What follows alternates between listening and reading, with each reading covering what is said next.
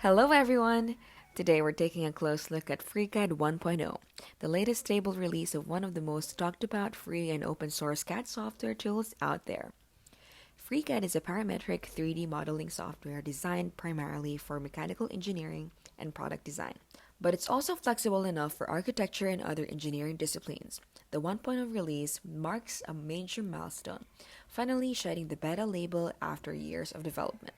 After spending some time with FreeCAD 1.0, I was genuinely impressed by its workflow stability and support for advanced tools like assembly modeling, technical drawing, and even Python scripting for automation.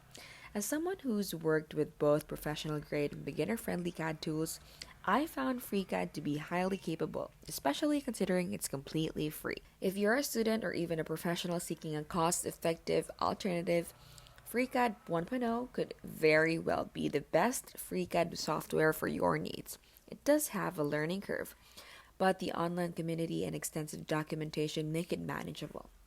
That wraps up my quick review and experience using FreeCAD 1.0. Don't forget to like, subscribe, and hit the bell so you won't miss the future content.